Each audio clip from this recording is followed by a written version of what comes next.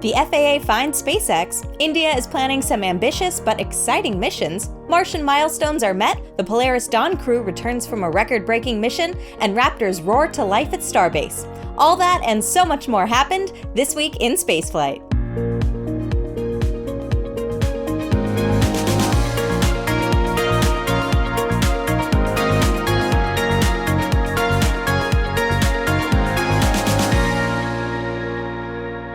You're probably aware that NASA wants to go back to the moon to stay, but it won't be easy. One of the problems is that the moon doesn't have an atmosphere, which makes breathing a little hard, or, well, impossible.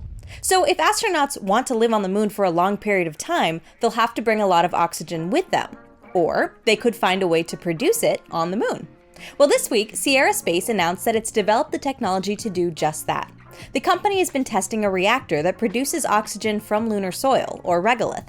The program has now achieved its first success as the company has proven that it works under the challenging conditions found on the moon. The moon's a tough environment that can get both extremely hot and extremely cold. Anything designed to operate on the lunar surface for a long period of time must be able to withstand those conditions. And to make matters worse, the lunar regolith is extremely abrasive, which can wreak havoc on basically everything it touches. In August, Sierra Space spent 2 weeks testing the technology at NASA's Johnson Space Center. Engineers tested the machine inside of a vacuum chamber under various conditions using simulated lunar soil as a stand-in for regolith. These tests went through the entire process from start to finish to prove that all of the steps worked. Now, what is this process? Well, the system first receives regolith, which is delivered from a lunar rover or a robotic arm. It then automatically transfers the material to the reaction chamber, where it extracts oxygen from the minerals found in the regolith. Finally, the machine empties the reaction chamber and gets ready to start the next round. And it worked! Using this process, Sierra was able to extract oxygen from the simulated lunar regolith. This was also the first time an automatic system was able to achieve this in a lunar environment. Now, this is an amazing development, and if Sierra can scale up the technology, it could be essential to make long-duration lunar missions possible. Not only that, there was even more good news for future moon missions this week. NASA has contracted Intuitive Machines to develop lunar communications relay satellites. These satellites should enable continuous communication between potential landing sites and Earth, as well as aid with navigation and timekeeping on the lunar surface. Under the contract, Intuitive Machines will initially just demonstrate the satellites, but ultimately they'll be used to expand the capabilities of NASA's Near Space network. Now, these might all seem like small and boring steps, but we're slowly getting all of the essentials ready for lunar missions. Now, that's something to get excited about. And there are even more cool missions to look forward to, thanks in part to the Indian government, who has approved the budget on some of their upcoming missions, and some of the plans are very ambitious. The first mission to receive funding is the next mission in the Chandrayaan program. Now, if you remember, Chandrayaan is a series of lunar missions by the Indian Space Research Organization, or ISRO. The third of these missions successfully landed on the moon in August of last year, and the budget is now approved for the next mission. This fourth Chandrayaan mission will be a sample return mission with the goal of developing technology to eventually enable a human mission to the moon in 2040. To this end, the mission profile includes docking and undocking in lunar orbit, as well as a return and re-entry to Earth. The mission will be launched in 2027 on an upgraded version of India's LV-M3 rocket. But the moon is only the beginning of the country's plans to explore space. Next up, India plans to go to Venus in March of 2028. This mission, which is unofficially known as Shukrayaan, will send a spacecraft to orbit the planet. The main goals of this mission are to answer long-standing questions about the planet's history and to study how the sun affects the Venusian atmosphere. Additionally, the mission aims to study the planet's topography, volcanism, and atmospheric dust, clouds, and lightning. The next mission that got approval is a lot closer to home, though. In fact, it's not a single mission, but rather an extension to the country's human spaceflight program called Gaganyaan.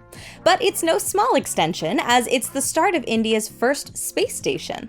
The station, called the Bhartiya Antariksh Station, is a 5-module space station destined for low Earth orbit.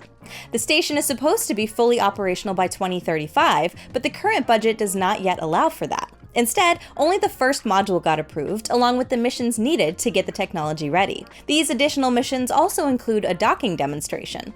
Under the current plan, the first station module is scheduled to launch in December of 2028. And finally, the country needs a rocket to make all of this possible and affordable. That rocket is the Next Generation Launch Vehicle, and it also received its funding this week. This new rocket is supposed to be a big upgrade compared to India's existing LV-M3 and should have a payload capacity that is 3 times larger at a cost of only 1.5 times as much. The rocket has 3 stages, is powered by methane, and one of its 2 variants is planned to be reusable. It'll take a while before this new rocket becomes operational, as the development phase is currently scheduled to last 8 years, but that also includes 3 demonstration flights, so we might not have to wait that long to see it fly. All in all, this was a great week for spaceflight in India, and it promises some amazing missions to look forward to. The Federal Aviation Administration has proposed a $633,009 fine against SpaceX. The fine is for 3 violations, 2 of which were related to a Falcon 9 launch, and the other related to a Falcon Heavy launch, which were both performed last year. So what did SpaceX do wrong? Well, during the launch of the Indonesian Satria communications satellite on June 18th of last year, SpaceX used its new control room at Hangar X for the first time. Now, this was not in line with the communications plan approved by the FAA. Additionally, SpaceX did not perform a poll 2 hours ahead of launch, as stipulated by the communications plan. While SpaceX did request the FAA's approval for the changed plans, the FAA wasn't able to do it in time, but SpaceX decided to proceed anyway. SpaceX has since responded to the news and maintains that the poll was never required. The company also admitted that it changed the location of the Launch Control Center for that mission, but they believe that to be inconsequential as nothing else changed to the procedure. The third violation was an unapproved change of propellant farm during the Falcon Heavy launch of the EchoStar 24 satellite on July 28th in 2023. SpaceX built a new farm to store rocket-grade kerosene that featured some safety upgrades and was located further away from publicly accessible areas than the previous farm. Only 9 days before the Falcon Heavy launch, SpaceX requested approval for use of the new farm. And again, the FAA was unable to review the changes in time, but SpaceX proceeded anyway. Responding to the fine, the company believes that using the new farm was safe and that the FAA agreed, as it didn't stop the launch for public safety. In its protest, SpaceX also alleges that the FAA, quote, focuses its limited resources on areas unrelated to public safety. Notably, this fine has nothing to do with Starship, even though SpaceX has recently criticized the FAA for being slow to license Starship flights as well. To that, the FAA responded that SpaceX has a license to repeat the same flight profile it used for Starship's 4th flight, but the company chose not to use it. And if you believe the FAA should also fine Starliner, well, we've made the perfect video for you. Check it out through the link on your screen or in the description below. And now let's take a quick glimpse at some other stories across space, starting on Mars, where 2 missions recently passed milestones. NASA's Perseverance rover is currently making its way up the rim of Jezero crater, and while venturing across that steep and rocky terrain, it also happened to hit its 30th kilometer, joining 2 other rovers who have also passed this milestone. Opportunity traveled a total of 45 kilometers during its mission, and Curiosity, who Percy is quickly closing in on, traveled a little over 32 kilometers, despite having had 9 more years on the Martian surface to cover that distance. While welcoming Percy to the 30-kilometer club, Curiosity celebrated a recent milestone of its own, and this one involved a laser. Pew pew! This particular laser is part of the Chemistry and Camera, or ChemCam instrument, which has now fired 1 million times. ChemCam is no ordinary camera, as it fires a laser to vaporize rocks. It then analyzes the vapor with a camera and a spectrometer. While the science results of the millionth shot have yet to roll in, we already get to enjoy this photo. Curiosity celebrated the milestone by focusing ChemCam's camera beyond the nearby rocks and taking an image of the surrounding landscape. Have you ever been on a flight trying to get something done, but the in-flight Wi-Fi just doesn't seem to cooperate?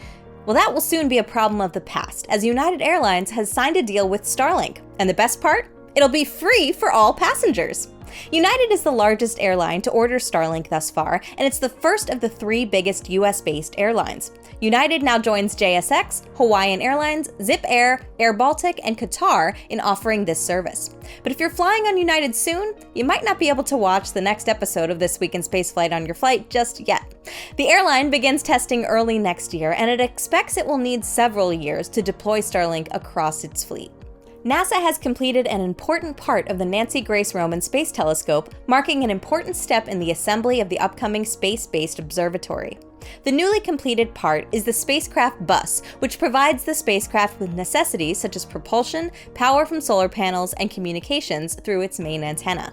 Roman's main optical component is a second-hand telescope donated by the National Reconnaissance Office. It's now being repurposed to study exoplanets, observe the universe in infrared, and unravel the mystery of the accelerated expansion of the universe, also known as dark energy. But before Roman is ready to begin its 5-year science mission, more key milestones need to be met. With the spacecraft bus now completed and tested, the next step is the installation of the observatory's science instruments and the telescope itself. So far, everything remains on track ahead of the launch atop of Falcon Heavy in May of 2027. The French company Sirius Space has picked a location from which to launch its upcoming rocket, and it chose Australia? Yep, it's planning to launch from the land down under. Sirius has signed a deal to become a so-called resident launcher at the Arnhem Spaceport in Australia's Northern Territory. This is a commercial spaceport owned by Equatorial Launch Australia. Under the new agreement, Sirius gets to use the spaceport Space Launch Complex 3 as its own dedicated launch complex for multiple launches over multiple years.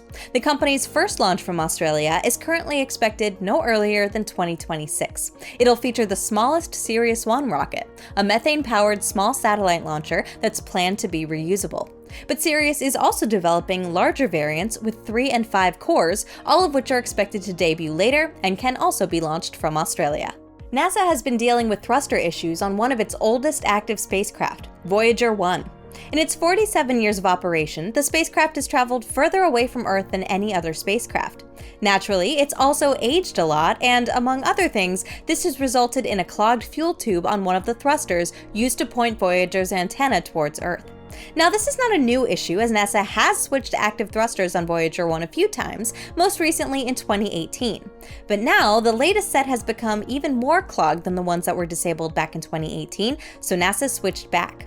This wasn't an easy task, as the spacecraft's age limits the power available for heating, but preheating the thrusters was necessary to prevent damaging the thrusters with a cold start. Teams devised a procedure that freed up enough energy to heat the thrusters, and fortunately, it was a great success, leaving Voyager 1 with some not-so-new but now not-so-clogged thrusters. Eutelsat announced it has secured multiple launches on a Japanese H3 rocket starting in 2027. The company did not announce what it plans to use these launches for, but it's likely that the payload will be second-generation OneWeb satellites. A test satellite for this new generation of internet satellites was launched on a Falcon 9 in May of last year, but the constellation as a whole has hitched a ride to space via several launch vehicles from all over the world. Besides Falcon 9, OneWeb also launched on the Indian LVM-3 and on Soyuz from Russia and French Guiana. And now it looks like H3 will be added to the list. Raptor's Rumble returned to Starbase this week as SpaceX static-fired Ship 31 for the first time. This was the third static fire at Massey's. Ship 31 is currently designated to fly Starship's 6th test flight with Booster 13, but you may remember that just a few months ago, its future seemed much more uncertain. During a cryo-proof test in May, the vehicle was badly damaged following an electrical issue. Fortunately, SpaceX has been able to fix it up, and for this week's test, Starship ignited all 6 of its engines for about 6 seconds. SpaceX later confirmed on social media that the test was indeed successful. Tune in to Monday's Starbase update for more about the static fire and what's been going on at Starbase this week. But in the meantime, why not check out our Raptor merch to celebrate the static fire? Now let's take a look at all of the space traffic this week and see what's coming up next week in spaceflight. Starting off the week, we had the return of Crew Dragon Resilience and its crew of 4 as the Polaris Dawn mission came to a close. The mission had kicked off the previous week on September 10th from Launch Complex 39A, carrying into orbit Commander Jared Isaacman, pilot Scott Poteet, mission specialist Sarah Gillis, and medical officer Anna Menon. Over the following days, the crew completed a series of milestones, such as becoming the first humans to fly the furthest away from Earth since Apollo 17, testing Starlink's laser link connectivity, and performing the first all-commercial spacewalk using SpaceX's newest EVA suit. While all those milestones were being checked off, the crew was also rather busy performing 36 other different research experiments while in orbit. Most of those experiments were focused on further studying the human body in the conditions of microgravity, from muscle and bone loss to eye deformation due to fluid shift. The crew also carried out tests on how to perform medical diagnostics and intervention in space using compact instrumentation that can detect pathologies and allow astronauts to medically intervene when needed while in space. You see, this is a butterfly ultrasound device. And it's really neat because it can work with like an iPhone or an iPad or just any sort of like tablet device. And so it's really portable and you can take it anywhere, even to space. One other experiment that we completed today is an airway assessment. So one of the concerns with long-duration spaceflight is to be able to triage in case of an emergency. And one of the first basic steps is airway assessment. So we volunteered to do some imaging of our airway. We did this experiment before flight, during flight, and then we'll do it post-flight. Despite all of this busy work, the crew also still had some time for less scientific and more amusing activities like playing the violin while inside Dragon. Sarah Gillis performed and recorded Ray's theme by John Williams on the violin while inside Dragon, which was later edited together with performances of many other musicians from around the world into one fantastic video, and then tweeted out via the Polaris program account on X with the title Harmony of Resilience. After the crew's return, they even explained that this violin had to go through vacuum testing specifically to be able to fly it in space, and to make sure that it wouldn't outgas during the spacewalk that was scheduled for the mission. Sarah also mentioned that the bow had to be shortened in order to be able to fit it inside as well, which made playing the violin much more complicated. Hopefully in the future, as human spaceflight becomes more commonplace, things like having enough room inside of the spacecraft won't be such an issue to bringing instruments up into orbit.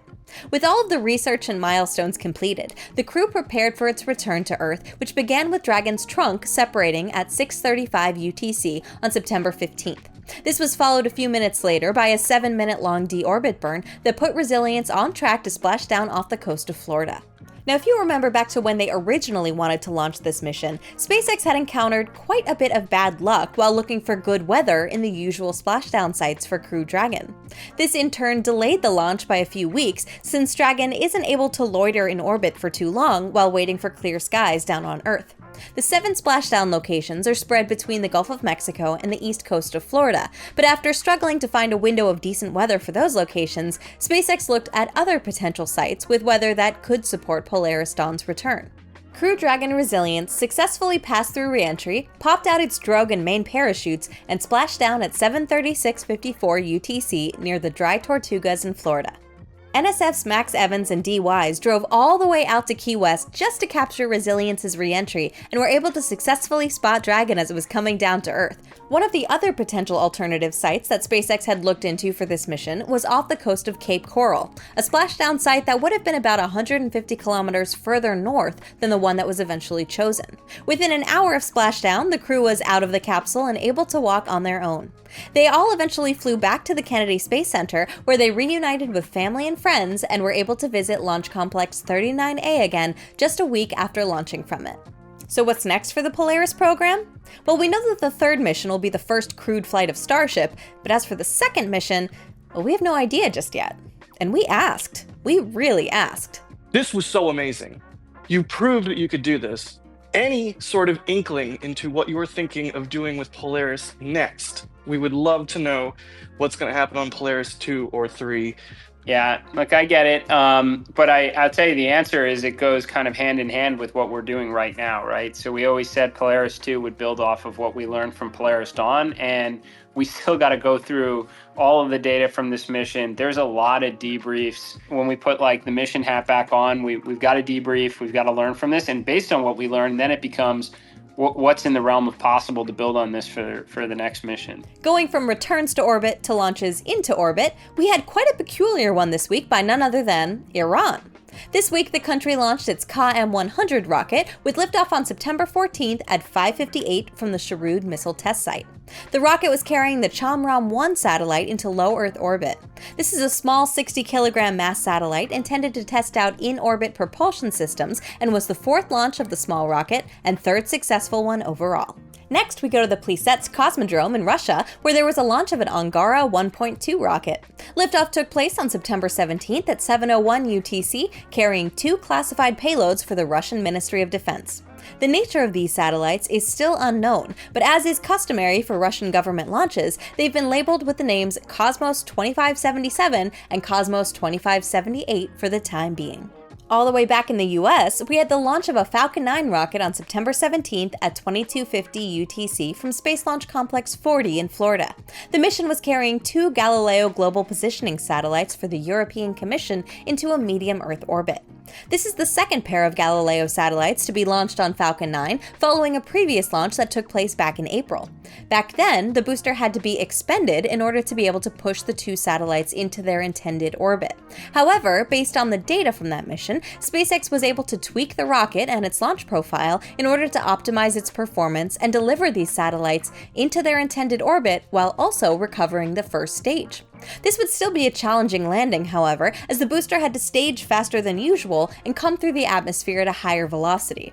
This likely is why SpaceX chose to fly B-1067, which had already completed 21 missions prior to this one. If it was lost, at least it had already been used quite a few times. During the mission, we saw that, indeed, the booster shut down its 9 engines during ascent at higher speeds than normal for a mission with booster recovery. While boosters normally stage at a speed of about 8,000 kilometers per hour during a normal Starlink mission, this flight saw the booster reach a peak speed of about 8,750 kilometers per hour.